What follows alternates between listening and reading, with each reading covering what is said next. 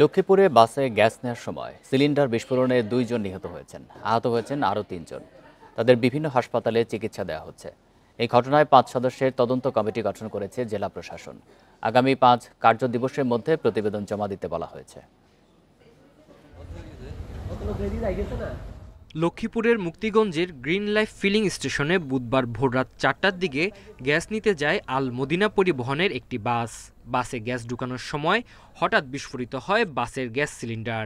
এতে ঘটনাস্থলে নিহত হন ওয়ার্কশপ শ্রমিক আবুল কালাম ও হাসপাতালে নেয়ার পথে মারা যান বাস চালক রুবেল হোসেন।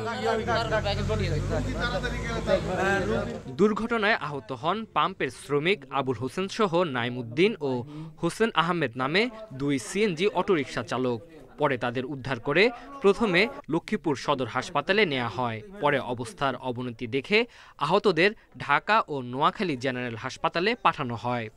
এই অংশ থেকে উপর অংশ চলে যায়, আর 3 জনের অবস্থা গুরুতর। তাদেরকে আমরা সদর হসপিটালে প্রেরণ করি।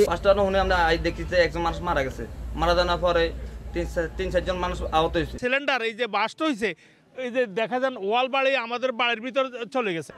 প্রাথমিকভাবে ধারণা করা হচ্ছে বাসের গ্যাস সিলিন্ডারটি মেয়াদ উত্তীর্ণ ও নিম্নমানের হওয়ায় এই দুর্ঘটনা ঘটেছে। রাস্তায় যে সমস্ত ফিটনেসবিহীন গাড়ি চলাচল করে, আমাদের এটির বিরুদ্ধে সবসময় অভিযান অব্যাহত আছে এবং গত ঘটনার পর থেকে এটি আরও বেড়েছে। আমরা সার্বক্ষণিকভাবে ফিটনেসবিহীন গাড়ির বিরুদ্ধে মামলা করছি।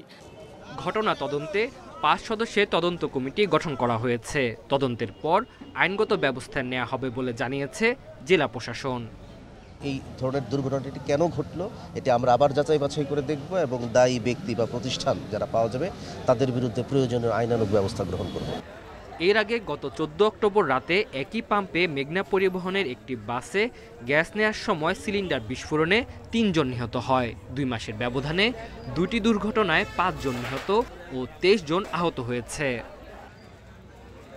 Independent news. এ বিষয়ে আরও জানাতে লক্ষ্মীপুর থেকে যুক্ত হচ্ছেন সহকর্মী আব্বাস হোসেন। আব্বাস, এই ঘটনায় যারা আহত হয়েছেন তাদের এখন কি পরিস্থিতি, আর মেয়াদ উত্তীর্ণ এবং নিম্নমানের সিলিন্ডারের কারণে এই দুর্ঘটনা ঘটেছে বলে বলা হচ্ছে, এই বিষয়ে কি জানা গেল?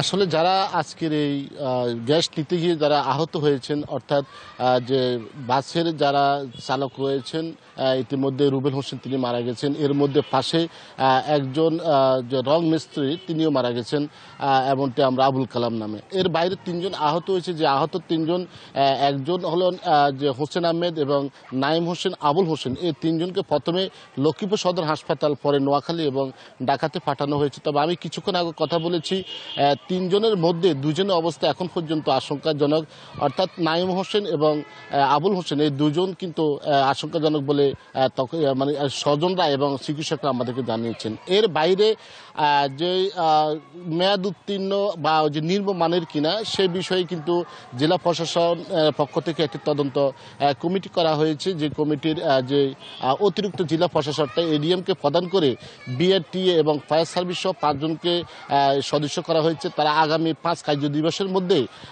উক্ত বিষয় তদন্ত করে তারা প্রতিবেদন দেবেন, এমনটি বলা হয়েছে জেলা প্রশাসক রাজবীর কুমার সরকার, তিনি আমাকে জানিয়েছেন। এর বাইরেও কিন্তু আমরা এখানে যিনি পুলিশ সুপার রয়েছে আক্তার হোসেন, তার সাথে কথা বলেছি। তিনি বলছেন ফিটনেসবিহীন বা মেয়াদ উত্তীর্ণ বা নিম্নমানের কোনো যে যানবাহনে গ্যাস সিলিন্ডার হয়েছে কিনা সেগুলো তারা ইতিমধ্যে তারা কাজ শুরু করেছেন।